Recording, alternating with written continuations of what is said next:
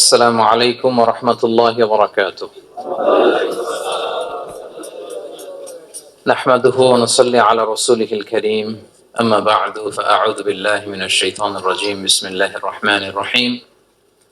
قل هو الله أحد الله الصمد لم يلد ولم يولد ولم يكن له كفوا أحد.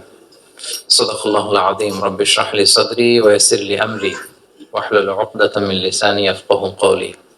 প্রিয় ভাইরা, আপনারা জানেন যে এই রমাদানে আমরা একটি কোরআন সিরিজ করছি। প্রতিটি প্রোগ্রামে আমরা কোরআনের কোনো না কোনো সূরা থেকে কিছু আলোচনা শুনছি। তার এই ধারাবাহিকতায় আজকে আমি সূরাতুল ইখলাস তেলাওয়াত করেছি, ছোট্ট একটা সূরা। এই সূরার সংক্ষিপ্ত তাফসীর আজকে আমরা শুনবার চেষ্টা করব ইনশাআল্লাহ বিইذনিল্লাহ। সূরাতুল ইখলাস সবার মুখস্থ আছে না? মুসলিম তো অবশ্যই, অনেক অমুসলিমেরও মুখস্থ। অনেক হিন্দুরও সূরা ইখলাস মুখস্থ আছে, জানেন? অনেক হিন্দু ভাইরা একই পাড়ায় একই সাথে সমাজে থাকার কারণে তারা সূরা ফাতিহা, ইখলাস এরকম দু চারটা দোয়া কালাম সূরা এদেরও মুখস্থ থাকে। সূরাতুল ইখলাস এমন একটা সূরা যেটা অনেক অমুসলিম ভাইদেরও মুখস্থ থাকে। খুব ছোট্ট সূরা। স্রষ্টার পরিচয় যে এত সহজ ভাষায় মাত্র 4টি বাক্যে দিয়ে দেয়া যায়, তার জলজন্ত প্রমাণ হচ্ছে এই সূরাতুল ইখলাস। মাত্র 4টি আয়াত। কয়টি? 4টি আয়াত দিয়ে আল্লাহ তাআলা স্রষ্টার পরিচয় খুবই চমৎকার ভাবে প্রিসাইজলি তিনি তুলে ধরেছেন। কোরআনের অনেক জায়গায় আল্লাহ তাআলা নিজের পরিচয় দিয়েছেন। যেমন সূরা বাকারার 255 নম্বর আয়াতে, মানে আয়াতুল কুরসির মধ্যে আল্লাহ তাআলা নিজের পরিচয় তুলে ধরেছেন। একটি আয়াত, 9টি বাক্য বিশিষ্ট একটি আয়াত, সেখানে আল্লাহ তাআলার পরিচয় খুব চমৎকার ভাবে পাওয়া যায়। আয়াতুল কুরসি, এটা আপনাদের মুখস্থ আছে না? আয়াতুল কুরসি ফরজ সালাতের পরে এটা পড়বেন। আল্লাহর হাবিব সাল্লাল্লাহু আলাইহি ওয়াসাল্লাম ফরজ সালাতের পরে এটা পড়তেন। তিনি বলতেন, মান কারাআ আয়াতুল কুরসি দুবুরা কুল্লি সালাতিন মাকতুবাতিন লাম ইয়ামনাহু মিন দুখুলিল জান্নাতি ইল্লাল মাউত। ফরজ সালাতের পরে যে আয়াতুল কুরসি তেলাওয়াত করবে, তার জান্নাতে যাওয়ার ক্ষেত্রে আর কোনো বাধা থাকে না, মৃত্যু ছাড়া। মৃত্যুটাই বাধা, মরলেই জান্নাতি। আয়াতুল কুরসির ভেতরে আল্লাহ তাআলা ওনার পরিচয় তুলে ধরেছেন খুব সংক্ষিপ্ত ভাবে, এক আয়াতে আল্লাহর পরিচয়। তারপর সূরা হাশরের শেষ 3 আয়াতে আল্লাহ তাআলা নিজের খুব চমৎকার পরিচয় তুলে ধরেছেন। তারপরে এই সূরা ইখলাসের মধ্যে আল্লাহ তাআলা আরো সংক্ষিপ্ত পরিসরে, ভেরি প্রিসাইজলি, মাত্র ছোট্ট ছোট্ট 4টা আয়াতে নিজের পরিচয় তুলে ধরেছেন। তো কিভাবে আল্লাহ তাআলা নিজের পরিচয় আমাদের সামনে পেশ করলেন, আমরা সেটাই আজকে শুনবার চেষ্টা করবো ইনশাআল্লাহ। সূরাতুল ইখলাস, আপনারা কি জানেন এটা কোরআনের কততম পারায় অবস্থিত? 30তম পারায়। এবং এই সূরাটি মাক্কি সূরা। কি সূরা? কোরআনের সর্বশেষ পারায় অবস্থিত 30তম পারায়। আয়াত সংখ্যা তো আমরা শুরুতেই বললাম, কয়টি? 4টি। এই সূরাটি কোরআনের যে সূরার ধারাক্রম, সেই ধারাক্রম অনুসারে 112 নম্বর সূরা। কত নম্বর? 112 নম্বর সূরা। এই সূরাটা মক্কাতুল মুকাররমাতে নাজিল হওয়ার কিছু প্রেক্ষাপট আছে। প্রেক্ষাপটগুলো হচ্ছে, আরবরা বংশকে খুব গুরুত্ব দেয়, বংশ প্রিজার্ভ করা, লিনিয়েজকে প্রিজার্ভ করা। এবং তারা মানুষকে দেখে, শুধু মানুষ তো না, মানুষের পায়ের ছাপ দেখে বলে দিতে পারতো তার বাবাকে, তার বাবাকে, পর দাদাকে, 14 পুরুষের নাম বলে দিতে পারতো। শুধু মানুষই না, তারা উটের পায়ের ছাপ দেখে, উটের পায়ের, মরুভূমির বালুতে উটের পায়ের ছাপ দেখে ওই উট কোন বংশের, ওই বংশের ওর নাম কি, ওর বাবার নাম কি, ওর দাদার নাম কি, 14 পুরুষ এরকম ছিল। এবং তারা, দুজন মানুষকে যদি ঢেকে রাখা হয় সারা শরীর, শুধু পায়ের একেবারে শেষের দিকের ছোট আঙ্গুল দেখে, এটাকে ইলমুল কিয়াফা বলে, ওই ছোট আঙ্গুলের শেপ দেখে ওরা বলে দিতে পারতো সে কোন বংশের, তার বাবার নাম কি, দাদার নাম কি, 14 পুরুষ। তারা এই লিনিয়েজকে প্রিজার্ভ করতো আর কি এইভাবে। এবং এই বংশ পরিক্রমা মুখস্থ করা, জানা, জিজ্ঞেস করা, এটাকে গুরুত্ব দিত। তো তারা আল্লাহকেও আমাদের মতো এরকম একজন সত্তা ভেবে আল্লাহ হাবিব সাল্লাল্লাহু আলাইহি ওয়াসাল্লামকে জিজ্ঞেস করতেছে যে, ইদান খালাকাল্লাহু কুল্লা শাই ফামান খালাকাল্লাহ। মুহাম্মদ, তুমি তো বলো যে আল্লাহ নাকি সব সৃষ্টি করেছে, তো আল্লাহকে কে সৃষ্টি করেছে? অথবা বলো যে আল্লাহর বাবাকে, আল্লাহর দাদাকে, আল্লাহর পরদাদাকে, আল্লাহর বংশটা বলো। তো তখন তাদের এই প্রশ্নের জবাবে আল্লাহ তাআলা সূরাতুল ইখলাস নাজিল করেন যে, কুল হুয়াল্লাহু আহাদ। হে নবী, আপনি বলুন আল্লাহ হচ্ছেন এক, অদ্বিতীয়, ইউনিক, অ্যাবসলিউট। আল্লাহুস সামাদ, তিনি হচ্ছেন সামাদ, তিনি কারো প্রতি নির্ভরশীল নন, অমুখাপেক্ষী। লাম ইয়ালিদ ওয়া লাম ইউলাদ, তিনি কাউকে জন্ম দেনও নাই, আবার তিনি কারো কাছ থেকে জন্ম নেয়ানো নাই। ওয়ালাম ইয়াকুল লাহু কুফুয়ান আহাদ, তার সমকক্ষ, তার মতো, তার সিমিলার মহাবিশ্বে দ্বিতীয় কেউ নাই। সুবহানাল্লাহ। এটা হচ্ছে শানে নুজুল, কোন প্রেক্ষাপটে নাজিল হয়েছে, এটা হচ্ছে একটা বর্ণনা। আরেক বর্ণনা এসছে, মক্কার মুশরিকরা জিজ্ঞেস করতে আরম্ভ করলো, ইয়া মুহাম্মদ, আমরা জানি মানুষ মাটির তৈরি, ফেরেশতারা নূরের তৈরি মানে আলোর তৈরি, এরপর জিনেরা আগুনের তৈরি, আল্লাহ কিসের তৈরি? আল্লাহ তাআলা বাইয়িন লানা জিনসা রাব্বিক, তোমার আল্লাহর জিন্স বর্ণনা করো, সে কোত্থেকে আসছে, কি দিয়ে, কোন জিন্স থেকে, মানে কোন জিনিস থেকে তৈরি? তখন আল্লাহ তাআলা এই সূরাটা নাজিল করলেন, কুল হুয়াল্লাহু আহাদ আল্লাহুস সামাদ লাম ইয়ালিদ ওয়া লাম ইউলাদ ওয়া লাম ইয়াকুল লাহু কুফুয়ান আহাদ। এইভাবে অনেকগুলো বর্ণনা পাওয়া যায় যে এরকম এরকম প্রেক্ষাপটে যখন রাসূল সাল্লাল্লাহু আলাইহি ওয়াসাল্লামকে তারা এই সমস্ত প্রশ্ন জিজ্ঞেস করে, তখন তাদের প্রশ্নের জবাব স্বরূপ আল্লাহ তাআলা 4 আয়াত বিশিষ্ট এই সূরাটি নাজিল করেন। তাহলে সূরার কোন প্রেক্ষাপটে, কোন সিচুয়েশনে সূরাটা নাজিল হলো, এটা সবার কাছে ক্লিয়ার না এখন? এই সূরার কিছু ফজিলত পাওয়া যায়। আপনারা তো সূরার নাম শুনেছেন সূরাতুল ইখলাস।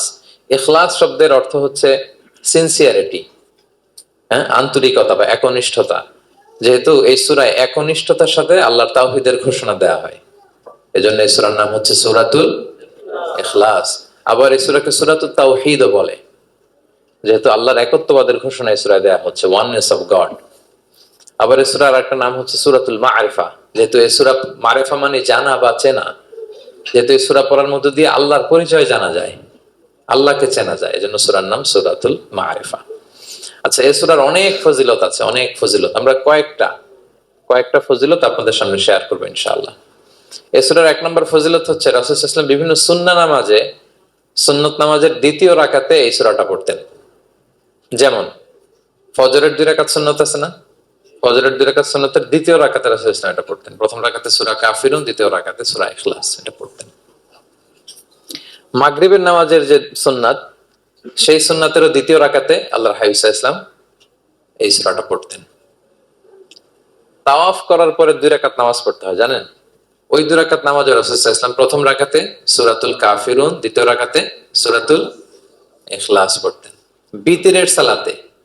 বিতিরের সালাতের শেষ রাকাতে আল্লাহর হাবিব সাল্লাল্লাহু আলাইহি ওয়াসাল্লাম সূরাতুল ইখলাস পড়তেন। এই মর্মে অনেকগুলো হাসান হাদিস আছে। তাহলে কখন কখন সূরাতুল ইখলাস পড়তেন রাসূল সাল্লাল্লাহু আলাইহি ওয়াসাল্লাম, কোন নামাজে? ক্লিয়ার না? ফজরের 2 রাকাত সুন্নত নামাজের শেষের রাকাতে, মাগরিবের 2 রাকাত সুন্নত নামাজের শেষের রাকাতে, তাওয়াফের পরে যে 2 রাকাত পড়তে হয় শেষের রাকাতে, বিতিরের সালাতের শেষ রাকাতে। এই সূরাটাকে আল্লাহর হাবিব সাল্লাল্লাহু আলাইহি ওয়াসাল্লাম সুলুসুল কোরআন বলেছেন, 1/3 অফ দ্য কিতাব, কোরআনের 3 ভাগের 1 ভাগ। সূরাতুল ইখলাস তা'দিলু সুলুসাল কোরআন, সূরা ইখলাস হচ্ছে কোরআনের 3 ভাগের 1 ভাগ। তার মানে আপনি যদি একবার সূরা ইখলাস পড়েন, কয় পারা তেলাওয়াতের সওয়াব? 2 বার পড়লে, 3 বার পড়লে, 3 বার পড়লে 1 খতম কোরআনের সওয়াব। আলহামদুলিল্লাহ। কেউ কেউ বলেন যেহেতু আল্লাহর একত্ববাদের কথাবার্তা কোরআনে 1/3 মানে 1/3 জুড়ে আছে, সেহেতু সূরাতুল ইখলাস সুলুসুল কোরআন মানে হচ্ছে যে কোরআনের 3 ভাগের 1 ভাগে আল্লাহ যা নিয়ে কথা বলেছে সূরাতুল ইখলাসের ভিতরেই সেটা সংক্ষেপে চলে আসছে, এজন্য এটাকে বলা হয় 1/3 অফ দ্য বুক, কোরআনের 3 ভাগের 1 ভাগ। এটার আরেকটা, এই হাদিসটা মুতাওয়াতির হাদিস, সূরাতুল ইখলাস তা'দিলু সুলুসাল কোরআন, এটা এমন সংখ্যক, বেশি বেশি সংখ্যক সাহাবী প্রতিটি জেনারেশনে বর্ণনা করেছে, সাহাবী, তাবি, এই হাদিসের ব্যাপারে কোনো ডাউট তৈরি হয় না, কোনো সাসপিশন তৈরি হয় না, খুবই ভ্যালিড এই হাদিসটা, যেটা কোরআনের 3 ভাগের 1 ভাগ। আচ্ছা, আল্লাহর হাবিব সাল্লাল্লাহু আলাইহি ওয়াসাল্লাম আরেকটা হাদিসে এসেছে, এক সাহাবীকে কুবা পল্লীতে ইমাম করে পাঠিয়েছেন। মদিনা মসজিদে নববীর পাশে একটা মসজিদ আছে, মসজিদে কুবা, সেই মসজিদের ইমাম করে এক সাহাবীকে পাঠিয়েছেন। ওই সাহাবীর একটা অভ্যাস ছিল, উনি প্রত্যেক রাকাতে সূরা ফাতিহার পরই আগে সূরা ইখলাস পড়তেন। ধরেন প্রথম রাকাতে সূরা ফাতিহার পরে ইখলাস, এরপর একটা সূরা পড়তেন। দ্বিতীয় রাকাতে সূরা ফাতিহার পরে আবার সূরা ইখলাস, এরপর একটা সূরা পড়তেন। ধরেন যে জুমার নামাজ 2 রাকাত, উনি ফাতিহার পরে প্রথমে কোন সূরাটা পড়ে নিতেন, এরপরে অন্য যে কোনো একটা সূরা। দ্বিতীয় রাকাতে সূরা ফাতিহার পরে কোন সূরাটা প্রথমে পড়ে নিতেন? ইখলাসের। এটাই ওনার স্বভাব। প্রত্যেক নামাজে যদি কোনো ইমাম সাহেব শুধু সূরা ইখলাস পড়ে, একটু খারাপ লাগবে না আমাদের? ওনার মুসল্লিদেরও তাই লেগেছে। ওনারা জিজ্ঞেস করলেন, তুমি এটা কেন করো? এরকম না করে স্বাভাবিকভাবে পড়ো। তো উনি বললেন, না, আমি এইভাবেই পড়বো। আমি যেভাবে পড়তেছি এইভাবেই পড়বো, পড়লে পড়ো, না হলে তোমাদের হিসাব তোমাদের। তো তারা যে রাসূল সাল্লাল্লাহু আলাইহি ওয়াসাল্লামের কাছে বিচার দিল যে ইয়া রাসূলুল্লাহ, দেখেন একজন ইমাম আপনি আমাদের জন্য নির্ধারণ করেছেন, উনি প্রত্যেক রাকাতে সূরা ইখলাস পড়ে, ইন এভরি সিঙ্গেল রাকাত সূরা ইখলাস পড়ে। তো রাসূল সাল্লাল্লাহু আলাইহি ওয়াসাল্লাম তাকে ডাকলেন, ডেকে বললেন, ঘটনা কি, তুমি নাকি এরকম করো, প্রত্যেক রাকাতে ফাতিহার পরে আগে ইখলাস দিয়ে শুরু করো, কেন কেন করো? সে বলতেছে, ইয়া রাসূলুল্লাহ, হ্যাঁ আমি আসলে এমনটা করি, কারণ আমি এই সূরাটাকে বড্ড ভালোবাসি। কারণ ফিহি সিফাতুর রহমান, এই সূরার ভেতরে আল্লাহর পরিচয় মেলে, আল্লাহর পরিচয় পাওয়া যায়, যেন সূরাটাকে আমি বড্ড ভালোবাসি। রাসূল সাল্লাল্লাহু আলাইহি ওয়াসাল্লাম বললেন, ঠিক আছে, তোমার অভ্যাসের পরিবর্তন করার দরকার নাই, হুব্বুকা ইয়াহা ইউদখিলুকাল জান্নাহ, এই সূরার প্রতি তোমার এই ভালোবাসাই তোমাকে জান্নাতে প্রবেশ করাবে। আরেক বর্ণনায় এসেছে, তুমি যেমনি আল্লাহর পরিচয় থাকার কারণে সূরাটাকে ভালোবাসো, আল্লাহ জানিয়েছেন যেন তোমাকে জানাই আল্লাহও তোমাকে ভালোবাসে। ফিহি সিফাতুর রহমান, এই সূরার ভেতরে রহমানের পরিচয় পাওয়া যায়, আল্লাহ সুবহানাহু ওয়া তাআলার পরিচয় পাওয়া যায়। তো এই জন্য উনি প্রত্যেক রাকাতে সূরা ইখলাস পড়তেন। আরেকটা হাসান পর্যায়ের হাদিসে পাওয়া যায়, নবম হিজরিতে আল্লাহর হাবিব সাল্লাল্লাহু আলাইহি ওয়াসাল্লাম তাবুক যুদ্ধে অংশগ্রহণ করেছিলেন। আপনারা তাবুক যুদ্ধের নাম শুনেছেন? হ্যাঁ, নিশ্চয়ই শুনেছেন, যারা ইসলামের ইতিহাস, রাসূল সাল্লাল্লাহু আলাইহি ওয়াসাল্লামের বায়োগ্রাফি নিয়ে পড়াশোনা করেছেন। তাবুক হচ্ছে অনেক দূরে, মদিনা থেকে, খুব কষ্টের সফর ছিল। তখন খেজুর পেকে সবার ঘরে খেজুর, পাকা খেজুর উঠাতে হবে, আবার প্রচন্ড গরম, আবার সফরের দূরত্ব অনেক বেশি। এই সফরে মূলত কোনো যুদ্ধ সংগঠিত হয়, তাবুক যুদ্ধে কোনো যুদ্ধ হয় নাই। কয়েক সপ্তাহ লাগছে যেতে, কয়েক সপ্তাহ ফিরতে, এতটুকুই। জাস্ট কে পাক্কা ইমানদার আর কারা মুনাফিক, হিপোক্রিট, এটাকে ক্লিয়ার করার জন্য আল্লাহ তাআলা এই যুদ্ধের আহ্বান জানিয়েছেন যে যাও, অ্যাটাক করো, তাবুকে যাও। বিশাল বাহিনী, প্রায় বিশাল একটা বাহিনী যে তাবুকে চলে গেল।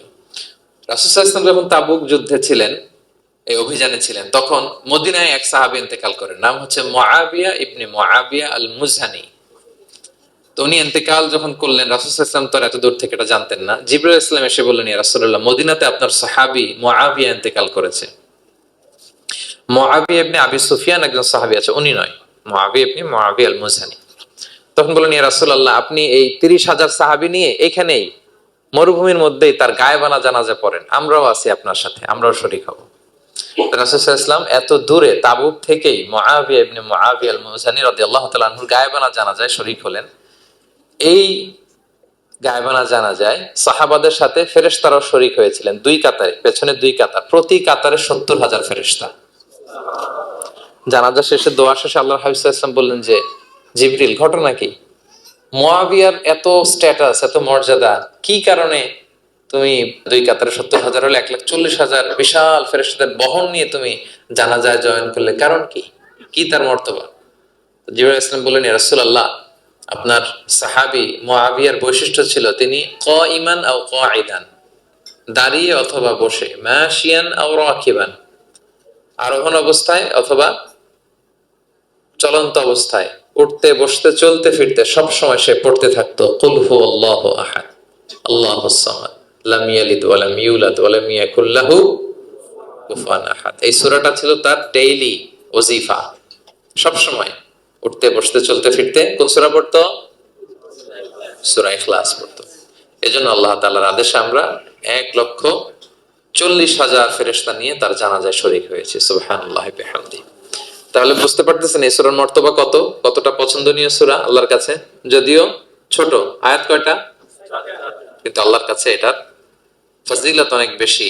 প্রিয় ভাইরা, শুধু এখানেই শেষ নয়, আল্লাহর হাবিব সাল্লাল্লাহু আলাইহি ওয়াসাল্লাম সকালে, সন্ধ্যায়, ফজরের পরে, মাগরিবের পরে এবং বিছানায় ঘুমোতে যাওয়ার আগে তিনি সূরাতুল ইখলাস, সূরা ফালাক, সূরা নাস পড়ে হাতের মধ্যে ফু দিতেন, দুই হাত একসাথে মিলিয়ে এরকম ফু দিয়ে মাথা থেকে বডিতে যতটুকু সম্ভব তিনি মাসে করতেন। তিনটা সূরাই শুরু হয়েছে কুল দিয়ে, এজন্য ৩ সূরাকে একসাথে বলে কুল আস-সালাসা, মানে ৩ কুল। এই ৩ কুল তিনি ফজরের পর, মাগরিবের পর আর বিছানায় ঘুমোতে যাওয়ার আগে পরে হাতে ফু দিয়ে সারা গায়ে মেসেজ করতেন। আপনারা করেন? হ্যাঁ, অভ্যাসটা, ওজিফাটা আছে তো আপনাদের, না? করবেন এটা। এটা special protection, you will get a special protection from Allah সুবহানাহু ওয়া তাআলা। অনেকে দেখবেন ব্ল্যাক ম্যাজিক করে, ব্ল্যাক ম্যাজিক কিন্তু সত্য, ম্যাজিক করে, সেহের করে আপনাকে দুর্বল করে ফেলবে। স্বয়ং আল্লাহর হাবিব সাল্লাল্লাহু আলাইহি ওয়াসাল্লামকে সেহের করা হয়েছিল। উনি কয়েক মাস স্ত্রীদের সাথে ফিজিক্যাল ইন্টিমেসিতে যেতে পারতেন না, এত দুর্বল হয়ে গেছিলেন। লাবিদ ইবনুল আসাম নামে এক ইহুদি মিত্র, সে জাদু করেছিল রাসূল সাল্লাল্লাহু আলাইহি ওয়াসাল্লামকে। ওনার মাথার চুল চিরুনির ভেতরে 11টা গিট দিয়ে সেই ব্ল্যাক ম্যাজিক করেছে। নবী সাল্লাল্লাহু আলাইহি ওয়াসাল্লাম কয়েক মাস অসুস্থ ছিলেন। পরে সূরা ফালাক নাস যখন নাজিল হয় তখন আল্লাহ তাআলা বিষ্ণু সাল্লাল্লাহু আলাইহি ওয়াসাল্লামকে সুস্থ করে দিলেন। সাহাবীদেরকে নিয়ে এক কুয়ার নিচ থেকে, চিরুনি থেকে এই গিটগুলো খুলে খুলে রাসূল সাল্লাল্লাহু আলাইহি ওয়াসাল্লাম 11টা আয়াত তেলাওয়াত করলেন। রাসূল সাল্লাল্লাহু আলাইহি ওয়াসাল্লামকে সুস্থ করে দিল কে? আল্লাহ সুবহানাহু ওয়া তাআলা শিফা নসিব করলেন। তার মানে ব্ল্যাক ম্যাজিক সত্য, সিহির করে মানুষ। আপনার সফলতা, আপনার সাকসেস, এটা সবার ভালো লাগবে না, মনে রাখবেন। সবাই এটা পছন্দ করে না। আল আইনু হক, নজর কিন্তু সত্য। নজর সত্য, নজরের প্রভাব আছে, চোখের প্রভাব আছে। এজন্য কারো ভালো কিছু দেখলে মাশা আল্লাহ বলবেন, আল্লাহর দিকে ফিরিয়ে দিবেন ওটার কল্যাণ। কি বলবেন? একটা সুন্দর ফুটফুটে বাচ্চা দেখলে মাশা আল্লাহ। কারো সফলতা দেখলে, কারো ফার্মে গেলেন, বাগানে যেয়ে দেখলেন ফল মূল ভর্তি, কি বলবেন? মাশা আল্লাহ, বিসমিল্লাহ মাশা আল্লাহ বললে এটাতে আর ক্ষতি হয় না। অনেকে বলে যে বাবা মা মাশাআল্লাহ বলা লাগে না, বাবা মা আর নাকি মামা, এই তিনজন নাকি মাশাআল্লাহ না বললে কিছু, এটা ভুল কথা। বাবা মারও বলতে হয়। বাবাও তার ছেলের কোনো সাকসেস, ভালো কিছু দেখলে কি বলবে? মাশা আল্লাহ, তাবারাকাল্লাহ, অথবা বিসমিল্লাহ মাশা আল্লাহ, এটা আপনারা বলবেন। নজরের প্রভাব আছে। আপনি সিম্পলি দেখেন, এই যে আমি আপনাদের দিকে তাকিয়ে তাকিয়ে কথা বলছি, আমি যদি অনেকক্ষণ স্টেয়ারিং করি, কারো দিকে ভেবে তাকিয়ে থাকি, সে ভালো ফিল করবে? কেন, আমি কি তার মারছি, ধরছি, স্পর্শ করছি? কিছুই তো করলাম, শুধু আমি তার দিকে তাকিয়ে আছি। তার মানে এতেই সে অস্বস্তি ফিল করতেছে। ধরেন যে আপনি কোন একটা প্রোগ্রামে বসে আছেন, আপনার পাশে যে বসে, আপনি তার দিকে এরকম 10 মিনিট তাকায় আছেন, কোনো কথা ছাড়া শুধু তাকিয়েই রইলেন, তার কি ভাল লাগবে বলেন? সে কি কমফোর্টেবল ফিল করবে? সে ভয় পাবে, সে ভয় পাবে, অস্বস্তি ফিল। আপনি কিছুই করেন নাই, না তাকে টাচ করেছেন, না ধরেছেন, ছুঁয়েছেন, কিছু, শুধু তাকিয়ে আছেন। দেখেন নজরের কি প্রভাব। আল্লাহ আইনু হক, নজর সত্যি। এজন্য কারো সাকসেস দেখলে আমরা সবসময় যেন মাশাআল্লাহ বলি। মাশাআল্লাহ ঠোঁটের সাথে মিলিয়ে রাখবেন। ভালো দেখলে কি বলবেন? মাশাআল্লাহ, মাশাআল্লাহ, বিসমিল্লাহ মাশাআল্লাহ, মাশাআল্লাহ, তাবারাকাল্লাহ, এটা বলবেন। তাহলে আল্লাহর হাবিব সাল্লাল্লাহু আলাইহি ওয়াসাল্লামকেও সেহের করা হয়েছিল। এজন্য এই সেহের থেকে, ব্ল্যাক ম্যাজিক থেকে, আইন মানে জেলাসি, মানুষের নজর দিয়ে যে হিংসা করে, এই জেলাসি থেকে, মিন শাররি হাসিদিন ইযা হাসাদ, হাসাদ থেকে, মিন কুল্লি মাকরুহিন ওয়া শুরুর, এসব ক্যালামিটি, ডিজাস্টার, এগুলো থেকে পানাহ হিসেবে আপনি এই ওয়াজিফাটা করবেন। 3 কুল, কুল আস-সালাসা, 3 কুল। আমার সাথে সাথে বলেন, কয় কুল? 3 কুল। কি কি? সূরাতুল ইখলাস, সূরা ফালাক, সূরা নাস। এই 3টা পড়ে ফজরের পর, মাগরিবের পর আর ঘুমোতে যাওয়ার আগে হাত দুইটাকে একসাথে করে পরে লম্বা একটা ফু দিয়ে মাথা থেকে মাসাজ করবেন সারা গায়ে। পারা যাবে ইনশাআল্লাহ বিইذنিল্লাহ। এবং আম্মা জান আয়েশা রাদিয়াল্লাহু তাআলা আনহা বলতেন, আমি যখন কখনো অসুস্থ হয়ে যেতাম, অসুস্থ হলে রাসূল সাল্লাল্লাহু আলাইহি ওয়াসাল্লামকে যে যখন কমপ্লেইন করি, ইয়া রাসূলুল্লাহ আমি তো অসুস্থ, রাসূল সাল্লাল্লাহু আলাইহি ওয়াসাল্লাম আমাকে এই আমলটা করতে বলতেন। মানে আয়েশা, তুমি সূরাতুল ইখলাস, সূরা ফালাক, সূরা নাস পড়ে সারা গায়ে কি করো?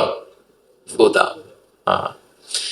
আলী রাদিয়াল্লাহু তাআলা আনহু বর্ণনা করেন, আল্লাহর হাবিব সাল্লাল্লাহু আলাইহি ওয়াসাল্লাম একবার নামাজ পড়তেছেন, নামাজে তিনি সিজদারত অবস্থায়, ইন দ্য মিন টাইম লাদাগাতহুল আকরা, একটা বিচ্ছু রাসূল সাল্লাল্লাহু আলাইহি ওয়াসাল্লামের আঙ্গুলে কামড় দিল। বিচ্ছু, বিচ্ছুর কামড় খাইছেন? হ্যাঁ, কেমন লাগে? খুব আরাম লাগে? খুব যন্ত্রণা হয়, অনেক যন্ত্রণা হয়। রাসূল সাল্লাল্লাহু আলাইহি ওয়াসাল্লামকে যখন কামড় দিল নামাজের অবস্থায়, রাসূল সাল্লাল্লাহু আলাইহি ওয়াসাল্লাম খুব যন্ত্রণা পেলেন, ব্যথা পেলেন। এই বিচ্ছুটারে লানত করলেন। সাধারণত লানত করতেন না, তিনি বলতেন লানাতুল্লাহি আলাল আকরা, এই বিচ্ছুর উপর লানত। লা ইয়াদাউ নাবিয়ান ওয়ালা গায়রা, এই বিচ্ছু নবীও চিনে না, মানুষও চিনে না। কোথায় কামড় দিতে হবে এটাও বুঝতেছে না। শুধু নবী না, সব নবীদের নবী, উনারা কামড় দিয়ে ফেলছে। আল্লাহর পক্ষ থেকে পরীক্ষা ছিল, কেয়ার করা। উনি ভর্ৎসনা করলেন, লানত করে বললেন, নবীও চিনস না, মানুষও চিনস না, কামড় দিয়ে খুব কষ্ট পাচ্ছেন তিনি। তো আল্লাহ হাবিব সাল্লাল্লাহু আলাইহি ওয়াসাল্লাম বললেন, যাও গরম পানি আর লবণ নিয়ে আসো, এনে এটার মধ্যে ঢালো। তো ঢালতে আরম্ভ করলো।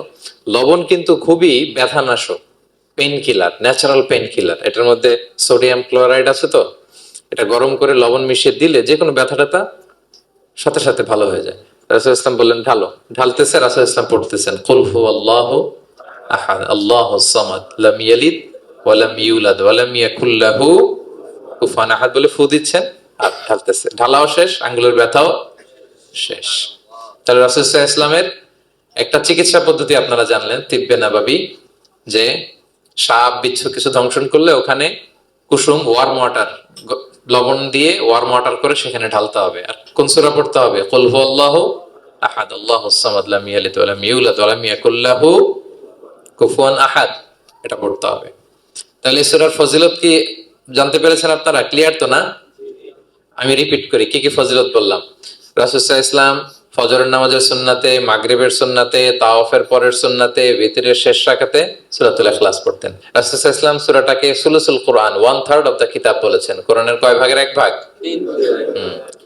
এবং এক সাহাবীর ঘটনা তো শুনলাম, সে সব নামাজে সূরা ইখলাস পড়তো। মুসল্লিরা কমপ্লেইন করার পরেও সে পড়লো। রাসূল সাল্লাল্লাহু আলাইহি ওয়াসাল্লাম বললেন কেন পড়ো? বলে যে ফিহি সিফাতুর রহমান, এই সূরায় আল্লাহর পরিচয় আছে, এই সূরাটা বড্ড ভালো লাগে। তো রাসূল সাল্লাল্লাহু আলাইহি ওয়াসাল্লাম বললেন এই সূরার প্রতি তোমার ভালো লাগাই তোমাকে জান্নাতে নিয়ে যাবে। আরেক বর্ণনায় যে তুমি যেমনি আল্লাহর কারণে এই সূরাকে ভালোবাসো, আল্লাহও জানিয়েছেন তিনি তোমায় ভালোবাসেন। এরপর মুআবিয়া ইবনে মুআবিয়া আল মুজানির হাদিস শুনলাম, তিনি উঠতে বসতে চলতে ফিরতে সবসময় কোন সূরা পড়তেন? সূরাতুল ইখলাস। ফলে আকাশ থেকে 1,40,000 ফেরেশতা এসে দুই কাতারে 70,000 করে ওনার গায়েবানা জানাজায় অংশগ্রহণ করেছেন। এবার বলেন এটা কি আপনারা কি ওয়াজিফা বানাবেন? হ্যাঁ বানাবেন, ডেইলি ওয়াজিফা। মেক ইট ইউর ডেইলি ওয়াজিফা। রিসাইট সূরাতুল ইখলাস every day, specially in the morning and evening. তাহলে সূরার ইন্ট্রোডাক্টরি ডিসকাশন শেষ, নাজিলের প্রেক্ষাপট শেষ, ফজিলত শেষ। এবার আমরা সূরায় ঢুকে যাই। কি বলেন? আউযু বিল্লাহি মিনাশ শাইতানির রাজীম, বিসমিল্লাহির রহমানির রহিম। বিতাড়িত শয়তান থেকে আল্লাহর কাছে পানাহ চাই, পরম করুণাময় অসীম দয়ালু আল্লাহর নামে শুরু করছি। আল্লাহ বলছেন কুল হুয়াল্লাহু আহাদ। হে নবী আপনি বলুন, ওই যে বারবার প্রশ্ন করে বাইয়িন লানা জিনসা রাব্বিক, তোমার আল্লাহ কি দিয়ে তৈরি? আল্লাহ কি স্বর্ণের তৈরি, না রূপার তৈরি, না কাঠের তৈরি? এইভাবেই লিটারালি বলতেছে আহুয়া মিন যাহাব আও ফিদ্দা আও মিন খাশাব। মুহাম্মদ তোমার আল্লাহ কি স্বর্ণের, না রূপার, না কাঠের? আল্লাহ বলেন নবী আপনি এটা বলেন। কুল, নবী আপনি বলুন হুয়াল্লাহু আহাদ, আল্লাহ হচ্ছে এক। তোমরা যেরকম আল্লাহকে ভাবো আল্লাহ আসলে ওই রকম নয়। আল্লাহর সত্তাটা আমাদের মতো নয়, সৃষ্টিগত সত্তার মতো নয়। আমরা এটাতে প্রায় ভুল করে ফেলি। অনেকে এমন এমন প্রশ্ন করি আল্লাহর সাথে, মনে হয় যেন আল্লাহ আমার একেবারে, আমরা নিজেরা যেরকম ওই রকম। কিন্তু স্রষ্টা যে সৃষ্টি জগতের অনেক ঊর্ধ্বে, এটা আমরা বুঝি না। তিনি সময়ের ঊর্ধ্বে, তিনি স্থানের ঊর্ধ্বে, তিনি কালের ঊর্ধ্বে, সবকিছুর ঊর্ধ্বে। যেমন আমাদের 3টা কাল আছে, হ্যাঁ, অতীত, তারপর বর্তমান যেটাকে ধরা যায় না, প্রতি সেকেন্ডে ন্যানো সেকেন্ডে এটা অতীত হয়ে যাচ্ছে, আর যেটা সামনে ঘটবে এটা কি? ফিউচার, ভবিষ্যৎ। তা আল্লাহরও কি এরকম অতীত বর্তমান ভবিষ্যৎ আছে? সময়টা আমাদের জন্য, উনি তো সময়ের স্রষ্টা, ওনার সাথে আপনি সময় সেট করতে পারবেন না, উনি সময়ের ঊর্ধ্বে। ফলে উনি এই ইবলিস যে আদেশ ভঙ্গ করা, আদম আলাইহিস সালাম এবং হাওয়া আলাইহিস সালাম পৃথিবীতে আসা, নূহ, দাউদ, হুদ, সালেহ থেকে শুরু করে এই একের পর এক নবী, শেষ নবী, বর্তমান সময়, ভবিষ্যৎ, দাজ্জাল, কিয়ামত, সব তিনি এট এ গ্ল্যান্সে দেখেন, একবারে ওনার চোখের সামনে। আমাদের মতো অতীত বর্তমান ভবিষ্যৎ ওনার নাই। আমরা যেমনি ভাব প্রকাশের জন্য ভাষা লাগে, এই যে আমি বাংলায় কথা বলতেছি আপনারা বুঝতেছেন, হ্যাঁ, মালায়রা যারা মালায়তে কথা বলে, ইংলিশরা ইংরেজিতে কথা, চাইনিজে কথা বলে, ভাষা, উনি ভাষার স্রষ্টা, ফলে ওনার ভাষাও লাগে না। কিন্তু উনি বোঝানোর জন্য একটা ভাষা ইউজ করে আমাদের জন্য সহজ করে দিয়েছেন। একটা ভাষায় না বললে তো আমরা বুঝবো না, ফলে উনি আরবি ভাষায় কোরআনটাকে নাজিল করেছেন যাতে আমরা বুঝি। কিন্তু উনি ভাষার মুখাপেক্ষী না, ওনাকে সময়, কাল, ভাষা কোনো কিছু দিয়ে বাধা যায় না, উনি সবকিছুর ঊর্ধ্বে, সবকিছুর ঊর্ধ্বে। এবং আল্লাহ কোথায় আছেন? আমরা বলি যে আরশের উপরে আছেন। সেখানে ওই এরিয়াটা হচ্ছে লা জামান লা মাকান, ওখানে সময়, তারপর কাল, এগুলো ওখানে যায় না। আল্লাহর সাথে প্রশ্নগুলো একেবারেই অবান্তর। ফলে আমরা যে প্রশ্নগুলো হুট করে না বোঝার কারণে করে ফেলি, যেহেতু আমাদের খুব সীমিত জ্ঞান, ফলে আমরা সৃষ্টির সাথে স্রষ্টাকে গুলিয়ে ফেলি। কিন্তু উনি কিন্তু আমাদের মতো নন। এজন্য আল্লাহ বলেন যে আমাকে জিজ্ঞেস করে যে আমি লোহার তৈরি, না স্বর্ণের তৈরি, না রূপার তৈরি, নাকি পাথরের তৈরি বা কাঠের তৈরি, তুমি বলো কুল হুয়াল্লাহু আহাদ। হে নবী আপনি বলুন আমি হচ্ছি এক, একক, অদ্বিতীয়। আরবিতে এক, এক বলতে আরবিতে ওয়াহেদ শব্দ ব্যবহার করে, আহাদ ব্যবহার করা হয় না। ব্যক্তির গুণ হিসেবে কখনো আহাদ ব্যবহার করা হয় না। এটা কেবলমাত্র শুধুমাত্র একমাত্র আল্লাহ তাআলার জন্য ব্যবহার করা হয়, তিনি আহাদ। আহাদ কারণ ওয়াহেদ শব্দের ওয়াহেদাতুন হয়, মানে পুরুষবাচক হয়, বহু স্ত্রীবাচক হয়, কিন্তু আহাদের আর কিছু হয় না, আহাদ আহাদি। আল্লাহ শব্দটাই এরকম, আল্লাহ শব্দটাই এরকম। যেমন ঈশ্বরের ঈশ্বরী হয়, ভগবানের ভগবতী হয়, গডের গডেস হয়। আল্লাহর এরকম স্ত্রীবাচক কিছু আছে? কিছু নাই। আল্লাহ বলেন ইন্নানি আনাল্লাহু লা ইলাহা ইল্লা আনা ফা'বুদনি ওয়া আকিমিস সালাতা লিযিকরি। নিশ্চয় আমি আল্লাহ। মুসা আলাইহিস সালামকে প্রথম যে প্রত্যাদেশ রেভেলেশন দিয়েছিলেন মুকাদ্দাসে তুয়ার পাশে, তুর পাহাড়ের পাদদেশে, ওখানে প্রথম মুসা আলাইহিস সালাম আল্লাহর সাউন্ড তখন তিনি শুনেছিলেন, এবং আল্লাহর সাউন্ডটা আমাদের সাউন্ডের মতো নয়। যেমন আমি এদিক থেকে কথা বললে আপনি এই পাশ থেকে শুনবেন, এদিক থেকে কথা বললে, এদিক থেকে আমাকে ডাক দিলে এদিকে, তার মানে আমি দিকের সাথে সম্পৃক্ত। আল্লাহর এটা এরকম না। মুসা আলাইহিস সালাম তিনি যখন আল্লাহর কথা শুনলেন, তিনি বললেন যে একটা সাউন্ড শুনলাম, এটা চারদিক থেকে শোনা যায়, চারদিক থেকে শোনা যায়। এবং তিনি ওনার প্রেগনেন্ট স্ত্রীকে নিয়ে মাদিয়ান ক্রস করে ইজিপ্টের বর্ডারে ঢুকবেন। ইন দ্য মিন টাইম আল্লাহ তাআলা ওই সময়টাকে চুজ করেছেন যে তাকে এখন নবী বানাবো, তাকে রেভেলেশন দেব। তো তিনি দেখলেন যে ইন্নী আনাস্তু নারান, আমি ওই যে লাআল্লি আতিকুম মিনহা বিকাবাসিন আও আজিদু আলান নারি হুদা, স্ত্রীকে দাসীকে বললেন যে একটু বসো, প্রচন্ড ঠান্ডা, ওই যে আগুন দেখা যায়, মনে হয় কেউ আগুন পোহাচ্ছে, আমি একটু আগুন নিয়ে আসি, মশাল দিয়ে তোমাদের আরাম লাগবে, একটু ওয়ার্ম আপ হবে। তা আগুনের কাছে যেয়ে দেখে সামনে যত যায় আগুন আগুন তত পেছায়, এবং আগুনটা সাধারণ আগুন না, একটা গাছ থেকে আগুন বেরোচ্ছে, কিন্তু ওই গাছের পাতা জ্বলে না, ডাল জ্বলে না, কিছুই হয় না। আসলে এটা আগুন না, এটা আল্লাহর নূর। আল্লাহর নূর সেখানে ফোকাস দেওয়া হয়েছে। আল্লাহর নূরও আমাদের নূরের মতো না। নূর মানে লাইট, নূর মানে কি? লাইট। সো এই যে আমরা যে লাইট দেখি, এই লাইটের মতো না। কারণ আল্লাহর এই নূরের কাবার দেয়া হচ্ছে আবার নূরের পর্দা দিয়ে। পর্দা দেয়া হয় সাধারণত আলোকে আটকানোর জন্য, কিন্তু আল্লাহর যে পর্দা, হিজাবের কথা বলা হয়েছে, ওই পর্দাটাও আলো, আলোর পর্দা। আমাদের সাথে মিলালে হবে? আমরা আমরা ঘরে পর্দা টাঙাই কি কি থামাতে বলেন তো? আলো থামাতে। আর আল্লাহর যে হিজাব পর্দাগুলো কিসের? আলোর, নূরের। সো কশ্চিন কালেও আপনি সৃষ্টির সাথে স্রষ্টাকে মিলাবেন না। আমরা ভুল করে অনেক সময় এরকম অবান্তর প্রশ্নগুলো করি। তো আল্লাহ তখন মুসা আলাইহিস সালামকে প্রত্যাদেশ করলেন যে ইন্নানি আনাল্লাহ লা ইলাহা ইল্লা আনা ফা'বুদনি, আমি আল্লাহ। আমি কি? আল্লাহ। এই আল্লাহ নামটা আল্লাহ নিজেই রেখেছেন। আমাদের নাম রাখে আমাদের বাবা দাদা, আল্লাহর তো বাবা দাদা কেউ নাই। আল্লাহর নাম কে রেখেছে? আল্লাহ নিজেই রেখেছেন। ফা'বুদনি, আমার ইবাদত করো, ওয়া আকিমিস সালাতা লিযিকরি। তাহলে এখানে প্রথম আয়াতেই শিরকের উপর কুঠারাঘাত করা হয়েছে, শিরকি আকীদাকে লন্ডভন্ড করে দেয়া হয়েছে, এবং বোঝানো হয়েছে আল্লাহ হচ্ছেন এক, অদ্বিতীয়, একক। কারণ আমরা যত ইবাদত করি, এর মধ্যে যদি শিরকের স্পর্শ থাকে, আমাদের ইবাদত ভ্যানিশ হয়ে যাবে, এটার কোনো দাম নাই। লা ইন আশরাকতা লা ইয়াহবাতান্না আমালুক ওয়া লা তাকুনান্না মিনাল খাসিরিন। আল্লাহ বলেন যদি শিরক করো তাহলে তোমার সব আমল বাতিল হয়ে যাবে, তোমার রোজা, নামাজ, হজ, যাকাত, জিকির কিছু থাকবে না। এজন্য শিরক যাতে কখনো আমাদের না হয়, শিরকের সাথে যেন আমাদের সম্পর্ক না থাকে। ইন্নাল্লাহা লা ইয়াগফিরু আন ইউশরাকা বিহি ওয়া ইয়াগফিরু মা দুনা যালিকা লিমান ইয়াশা। আল্লাহ সব মাফ করেন, কিন্তু শিরকের গুনাহ মাফ করেন না। কি মাফ করে না? হ্যাঁ, এজন্য শিরকের সাথে আমাদের কোনো সম্পর্ক নাই। দেখেন আমরা যখন নামাজে দাঁড়াই, আমরা তাকবীরে তাহরিমা বাঁধার পরে কি পড়ি? ওয়াজ্জাহতু ওয়াজহিয়া লিল্লাযী ফাতারাস সামাওয়াতি ওয়াল আরদা হানিফা ওয়া মা আনা মিনাল মুশরিকিন। দেখেন নামাজে দাঁড়ালে আগে ক্লিয়ার করে নিতে হয় যে আল্লাহ ওয়া মা আনা মিনাল। এই যে লক্ষ লক্ষ হাজী সাহেবরা যায় ইজহার রিদা পড়ে, ওখানে কি পড়ে? লাব্বাইক আল্লাহুম্মা লাব্বাইক লাব্বাইক লা শারীকা লাক। আগে হিসাব ক্লিয়ার যে আল্লাহ শিরকের সাথে ছিটেফোঁটা সম্পর্ক আমাদের নাই। আমরা একনিষ্ঠ ভাবে তোমার ইবাদত করি। তাহলে সূরাতুল ইখলাস বেসিক্যালি তাওহীদের একনিষ্ঠ ঘোষণার নাম, যেটার প্রথম আয়াত আল্লাহ তাআলা নবীকে বললেন যে হে নবী আপনি আমার পরিচয় দিয়ে দেন, আপনি বলুন কুল হুয়াল্লাহু আহাদ, আমি এক, একক, অদ্বিতীয়। কুল হুয়াল্লাহ, নবী আপনি বলুন তিনি হচ্ছেন আল্লাহ এবং তিনি হচ্ছেন আহাদ। আল্লাহ নামটার অনেক ভাবে কোরআনে পরিচয় দিয়েছেন। আল্লাহ আলিফ লাম, লাম আলিফ ছাড়া, লিল্লাহ দিয়ে, লাম ছাড়া, লাহু দিয়ে, আপনি যেভাবেই বলবেন সেভাবে আল্লাহর পরিচয় পাওয়া যায়। লিল্লাহি মা ফিস সামাওয়াতি ওয়া মা ফিল আরদ, কোরআনের অনেক আয়াতে এসেছে। লাম বাদ দিয়ে দিলে লাহুল মুলকু ওয়া লাহুল হামদু ওয়া হুয়া আলা কুল্লি শাইইন কাদির। লাম বাদ দিয়ে দিলে হা দিয়ে আল্লাহর পরিচয় দিয়েছেন, হুয়া দিয়ে পরিচয় দিয়েছেন, হুয়াল্লাহুল্লাযী লা ইলাহা ইল্লা হু। তাহলে যেভাবে আপনি পরিচয় খুঁজতে যাবেন সেখানে আল্লাহর পরিচয় পাওয়া যাবে। আল্লাহ তাআলা বলছেন হুয়াল আউয়ালু ওয়াল আখিরু ওয়াল যাহিরু ওয়াল বাতিন ওয়া হুয়া বিকুল্লি শাইইন আলিম। তিনি প্রথম, তিনি শেষ, তিনি প্রকাশ্য, তিনি গোপন। তিনি প্রথম মানে কি? তিনি সূচনাহীন অতীত থেকে আছেন। দেখেন আমাদের সাথে মিলে না।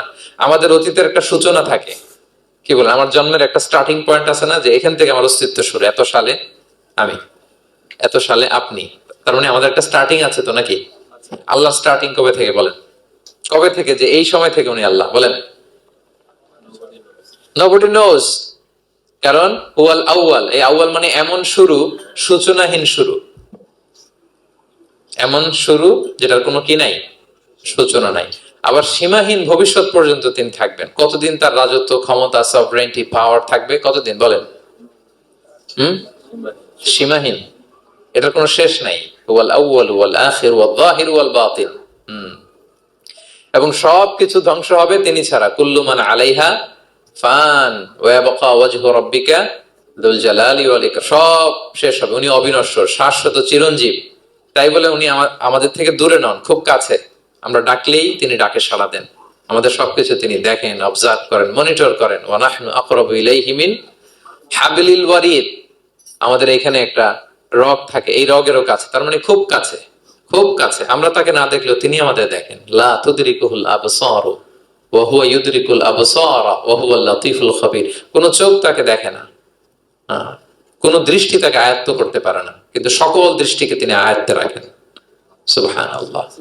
এভাবে আল্লাহ তাআলা খুব প্রিসাইজলি 4টা আয়াত দিয়ে নিজের পরিচয় দিয়েছেন। কুল হুয়াল্লাহু আহাদ। হে নবী, আপনি বলুন তিনি আল্লাহ, তিনি অদ্বিতীয়। বাংলারও অনেক সীমাবদ্ধতার ফলে আমাকে এক, একক এগুলো ইউজ করা লাগতেছে, কিন্তু আল্লাহর আহাদ বোঝাতে যে এক, একক, এটা যথেষ্ট না। এটা আমার লিমিটেশন, আমাদের লিমিটেশন, ভাষার লিমিটেশন। কিছু দিয়ে তো আমার অডিয়েন্সকে বা আমাদের বুঝতে হবে দ্য এসেন্স অফ গড। এজন্য আমরা বলি এক, একক, অদ্বিতীয়। অদ্বিতীয়টা খুব অনেকটাই পারফেক্ট। তাহলে তিনি হচ্ছেন আহাদ, এবং এই আহাদের লেসন দেওয়ার জন্য সব নবীরা এসেছে। সব নবীরা একই কথা বলেছেন, আদম আলাইহিস সালাম থেকে শুরু করে বিষ্ণু আলাইহিস সালাম পর্যন্ত একই কথা বলেছেন, যে ইয়া কওমি ইবুদুল্লাহ মা লাকুম মিন ইলাহিন গায়রু আফালা তাআকিলুন। হে আমার জনপদের লোকেরা, কি হলো তোমরা এত কিছুর ইবাদত করো, দাসত্ব করো, তোমরা ইবাদত করবে এক সত্তার, তিনি কে? মা লাকুম মিন ইলাহিন গায়রু, তিনি ছাড়া কোনো ইলাহ তোমাদের নেই। তাহলে এই যে ওয়াননেস অফ গড, স্রষ্টা যে একজন, এই কনসেপ্টটাকে ক্লিয়ার করবার জন্যই এত এত নবীরা পৃথিবীতে হাজির হয়েছেন। তাহলে আল্লাহর চমৎকার একটা নাম জানলাম আমরা, আহাদ। কি নাম? মজার ব্যাপার হচ্ছে এই নাম কোরআনে আর কোথাও নাই। আহাদুন শব্দ যেটা আছে এটা অন্য অর্থে, এক, এক অর্থে আর কি। কিন্তু আল্লাহর আহাদ কোরআনে শুধু এই সূরাতেই এসেছে। আল্লাহর আহাদ নামটা শুধু এই সূরাতেই এসেছে। আহাদ, আহাদ। আপনারা বেলাল রাদিয়াল্লাহু তাআলা আনহুর ঘটনা জানেন, যে উমাইয়া ইবনে খালাফ খুব পাষণ্ড মাওলা ছিল ওনার, মনিব। এমন কোন অত্যাচার নাই যে ঈমান আনার কারণে বেলাল রাদিয়াল্লাহু তাআলা আনহুর উপর করা হয় নাই। পিটানো, চাবুক মারা, টানা হেচড়া করা, উত্তপ্ত মরুভূমিতে। যারা হজ উমরা করতে গিয়েছেন তারা তো দেখেছেন মরুভূমির বালু, ওখানে কত গরম, চাল ছেড়ে দিলে মুড়ি হয়ে যাবে, খই হয়ে যাবে। ওই উত্তপ্ত গরম বালুতে বেলাল রাদিয়াল্লাহু তাআলা আনহুকে শুইয়ে পেটের উপরে পাথর রেখে দেওয়া হয়েছিল। তখন তিনি আল্লাহর একত্ববাদের ঘোষণা এই শব্দটা দিয়ে করেছেন। অস্ফুট কণ্ঠে উনি বারবার বলছিলেন আহাদ, আহাদ, আহাদুন, আহাদ। তো আল্লাহ তাআলার এই নামটা, আহাদ নামটা, এই সূরা ছাড়া কোরআনের অন্য কোথাও আসেনি। তাহলে প্রথম আয়াতটা কি? কুল হুয়াল্লাহু। হে নবী, তারা জিজ্ঞেস করে আমার বংশ কি, বাপদাদা কই, কাঠের না মাটির না লোহার না সোনার? আপনি বলুন কুল হুয়াল্লাহু, তিনি এক, অদ্বিতীয়। আল্লাহুস সামাদ, তিনি হচ্ছেন সামাদ। আল্লাহর আরেকটা নাম আস-সামাদ। আল্লাহুস সামাদ। সামাদ শব্দের অনেকগুলো অর্থ পাওয়া যায়। সামাদের একটা মিনিং হচ্ছে যার উপরে আর কারো কোনো স্ট্যাটাস বা মর্যাদা নাই। আরবিতে বলে মানতাহা ইলাইহি সুগদাদু ওয়া শারাফ। মর্যাদা, স্ট্যাটাস, যত শীর্ষে পিকে যেতে পারে ওইটার নাম হচ্ছে সামাদ, এর উপরে নাই। সামাদের আরেকটা অর্থ হচ্ছে যে পরনির্ভরশীল নয়, মানে তার কারোর উপর নির্ভর করা লাগে না, সে স্বয়ং সম্পূর্ণ। আচ্ছা, পৃথিবীতে এমন কারো নাম বলেন তো যে কোনো দিন কোনো কিছুতে কোনো কাজে অন্যের মুখাপেক্ষী হওয়া লাগে নাই, সে একা একা আত্মনির্ভরশীল, স্বয়ং সম্পূর্ণ। এরকম একজনের নাম বলেন, আছে? কেউ নাই। কোনো না কোনো ভাবে আপনি পাওয়ারফুল কারো কথা বলবেন, এত আরো নির্ভরশীল। এরা রাস্তা দেখায় না দিলে চলতেও পারে না, কোন দিকে যাইতে হবে এটা বলার জন্য 10 জন থাকে। এর ওয়াশরুমে নিয়ে যেতে হয় 10 জনের, এর এই সাপোর্ট, ওই সাপোর্ট, এই প্রোটোকল, অনেক কিছু, এর লোক লাগে আরো বেশি। তার মানে সাহায্য ছাড়া চলতে পারে এমন কোন সত্তা পৃথিবীতে নাই। একটা সত্তা যার কারো কোনো সাহায্য লাগে না, যার কারো প্রতি কোনো নির্ভরতা নাই, কারো কাছে ঠেকা নাই, গোটা বিশ্ব তার কাছে ঠেকা। তিনি কে? তার নাম সামাদ। তার নাম কি? আল্লাহুস সামাদ। অমুখাপেক্ষী, অ্যাবসলিউটলি ইন্ডিপেন্ডেন্ট। কখনো কোনো কাজে তার কারো কাছে যেতে হয় না, কারো উপর ভরসা করতে হয় না, কারো প্রতি তার কোনো ঠেকা নাই। সব গোটা দুনিয়া তার কাছে ঠেকা, তার কাছে ফরিয়াদ করে, তার দিকে ঝুঁকে পড়ে আসতে বাধ্য। ওই সত্তার নাম হচ্ছে সামাদ। সামাদ ক্লিয়ার সবার কাছে? আল্লাহ তাআলা বলছেন, ইয়া আইয়ুহান নাসু আনতুমুল ফুকারাউ ইলাল্লাহ আল্লাহু হুয়াল গনিয়ুল হামিদ।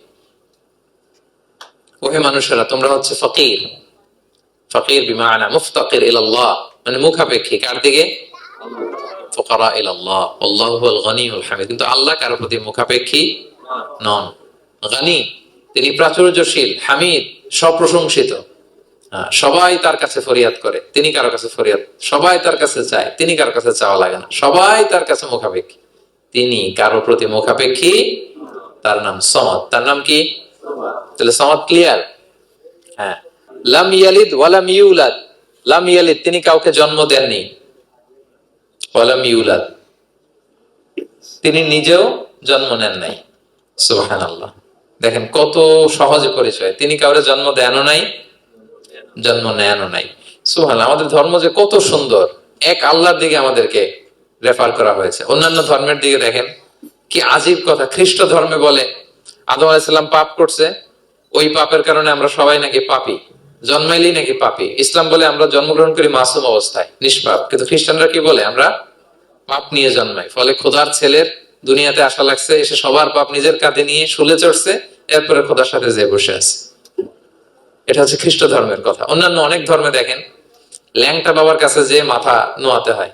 এরকম অনেক ধর্ম দেখছেন যে লোকটার চুলে জট বাঁধা, দাড়িতে জট বাঁধা, একেবারে উলঙ্গ, তার কাছে যে সবাই এরকম হাত পাতে। দেখছেন? দেখেন না আপনারা? নাকি শুধু আমি একাই দেখলাম? দেখছেন সবাই? আছে, কিন্তু আমি ধর্মের নাম বলতেছি না, কোন ধর্মকে ছোট করা যাবে না, কিন্তু এরকম আছে। তো দেখেন কি সমস্ত অদ্ভুত নিয়ম কানুন। আগুন নিয়ে ওইখানে দৌড়াইতে হয়, এই করতে হয়, কিন্তু আমাদের এক সত্তার কাছে আমরা চাই। কোনো ভায়া লাগে না, মিডিয়েটর লাগে না, মধ্যস্থতাকারী লাগে না। আল্লাহ বলে ডাকার সাথে সাথে তিনি ডাকে সাড়া দেন। লাম ইয়ালিদ ওয়া লাম ইয়াকুল লাহু, জন্ম দেনও নাই, জন্ম নেনও নাই। মুশরিকরা বলতো আল মালাইকাতু বানাতুল্লাহ, তারা বলতো ফেরেশতারা নাকি আল্লাহর মেয়ে। নাউজুবিল্লাহ। ওয়া ক্বালাতিল ইয়াহুদু উযাইরুন ইবনুল্লাহ, ইহুদিরা বলতো উযাইর আলাইহিস সালাম আল্লাহর ছেলে। ওয়া ক্বালাতিন নাসারা আল মাসীহ ইবনুল্লাহ, আর খ্রিস্টানরা বলে ঈসা মাসীহ, ঈসা আলাইহিস সালাম উনি নাকি আল্লাহর ছেলে। নাউজুবিল্লাহ। আল্লাহ সবগুলো ভ্রান্ত ধারণার কবর রচনা করেছেন এই আয়াত দিয়ে। লাম ইয়ালিদ ওয়া লাম না না, এগুলো ভুল। ক্লিয়ার কাট শুনে রাখো, কান খাড়া করে জেনে রাখো। লাম ইয়ালিদ ওয়া লাম ইউলাদ, তিনি কাউকে জন্ম দেনও নাই, তিনি কারো কাছ থেকে জন্ম নেনও নাই। ইমাম আবু বকর আল বাকিল্লানি একজন বড়, অনেক বড় একজন দার্শনিক ছিলেন এবং তর্কবাগীশ ছিলেন, ইরাকের। নাম শুনেছেন কেউ? আবু বকর আল বাকিল্লানি। তো উনি কারো সাথে তর্ক লাগলে উনি খ্রিস্ট ধর্মের কত লোককে যে শাহাদা পড়াইছেন ওনার এই যৌক্তিক আলোচনা দিয়ে, তর্ক দিয়ে। সুবহানাল্লাহ। এক খ্রিস্টান পাদ্রী ওনারে প্রশ্ন করলো, তোমরা মুসলমানরা খুব রেসিস্ট। উনি বললেন কেন? বলছে তোমরা খ্রিস্টান মেয়ে বিয়ে করতে পারো, ইহুদি মেয়ে বিয়ে করতে পারো, মুসলিম কিন্তু ইহুদি মেয়ে, খ্রিস্টান মেয়ে শর্ত সাপেক্ষে, কিছু শর্ত আছে, ওই আলোচনা যাচ্ছেন, শর্ত সাপেক্ষে বিয়ে করতে পারে আহলে কিতাব হলে। কিন্তু কোন খ্রিস্টানরা মুসলিম মেয়ে আমাদের মেয়েদেরকে বিয়ে করতে পারবে না, কোন ইহুদি আমাদের মেয়েকে বিয়ে করতে পারবে না। তো বলে তোমরা খুব রেসিস্ট, তোমরা আমাদের মেয়ে না, ওকে তোমাদের মেয়ে আমাদেরকে দাও না। তো তিনি বলেন তোমরা তো ইহুদি, তোমাদের নবী হচ্ছে মুসা আলাইহিস সালাম, ওনাকে তো আমরা মানি, ওনার কথা তো কোরআনে আছে, এজন্য তোমাদের মেয়েকে বিয়ে করতে পারি। আর খ্রিস্টানদের নবী হচ্ছে ঈসা আলাইহিস সালাম, ওনাকেও মানি, ওনার মায়ের নামে বিশাল সূরাই আছে, সূরা মারিয়াম, আর ওনার ব্যাপারে হাজার শত শত আয়াত, তো এই জন্য তোমার খ্রিস্টানদের মেয়ে বিয়ে করতে পারি। তোমরা তো আমাদের নবী মুহাম্মদ সাল্লাল্লাহু আলাইহি ওয়াসাল্লামকে মানো না। মুহাম্মদ সাল্লাল্লাহু আলাইহি ওয়াসাল্লাম যে শেষ নবী, এটা তোমরা মানো, মানার সাথে সাথে মুসলমান হয়ে যাবে, এরপর আমাদের মেয়েকেও তোমরা বিয়ে করতে পারবে। তো এভাবে উনি এমন ভাবে উত্তর দিতেন বুহিতাল্লাযী কাফার, কোন একেবারে লাজবাব হয়ে যেত। তো ওনার নাম যখন ছড়ালো, ইরাকের মুসলিম বাদশাহ ওনাকে কনস্টান্টিনোপলে পাঠাবেন, যেখানে রোমান এম্পায়ার। তো রোমান এম্পায়ার এরাও খুব প্রস্তুতি নিয়ে আছে যে আবু বকর আল বাকেলানিকে ডিল করা অনেক কঠিন, সে আসতেছে, তার সাথে কিভাবে কি করা যায়। তো আপনারা জানেন যে খ্রিস্ট সমাজের নিয়ম হচ্ছে রাজার দরবারে ঢুকতে গেলে কুর্নিশ করে ঢোকা লাগে। কি করে? মাথা নত করে, এরকম নিচের দিকে করে রূপুর মতো করে এরপরে ঢোকা লাগে। এখন তারা প্ল্যান করতেছে যে আবু বকর বাকেলানি তো জীবনে আমার কুর্নিশ করবে না, এটা তো আমার জন্য অপমান হয়ে যাবে, কি করা যায় কি করা যায়। তো রাজার এক বড় উজির সে প্ল্যান করলো, একটা কাজ করেন, রাজ দরবারে তাকে যখন ঢোকানো হবে তার জন্য একটা স্পেশাল গেট বানানো হবে। দরজাটা ফুল হবে না, হাফ হবে, অর্ধেক। তো অর্ধেক দরজা দিয়ে যখন সে ঢুকবে, সে তো বাধ্য মাথা নিচু করে ঢুকতে হবে, তাহলে রুকু হয়ে গেল, কুর্নিশ আপনাদের দেওয়া হয়ে গেল। বলে এই তো চমৎকার বুদ্ধি, ঠিক আছে একটা ছোট্ট দরজা বানাও। তো বানাইছে। উনি যখন কনস্টান্টিনোপলে পৌঁছলেন, ওনাকে নিয়ে আসালো রাজদরবার, বলতেছে এটা দিয়ে ঢুকতে হবে আমাদের, সবার ঢুকেন। তো সবাই এরকম মাথা নিচু নিচু করে ঢুকছে। উনি দেখেই বুঝছে এটা তো কৌশল করছে আমার সাথে। তো উনি মাথা নিচু করছেন, কিন্তু এমনি না, উল্টা উল্টা হয়ে উনি মাথাটা পিছনে দিয়ে, বুঝতে পারছেন, উনি অ্যাবাউট টার্ন হয়ে ঢুকতে তো হবে, পিঠটারে রাজার দিকে দিয়ে, নিতম্বটাকে রাজার দিকে দিয়ে, তারপরে উনি রুকু দিছে, উল্টা রুকু। তো এক হিসেবে কুর্নিশ হয় না, বরং আরো রাজাকে কি হয়েছে, ইনসাল্ট করা হয়েছে। রাজা তো রেগে মেগে আগুন। সবাই, রাজা বলছে জানতাম ও এরকম কিছু একটা করবে।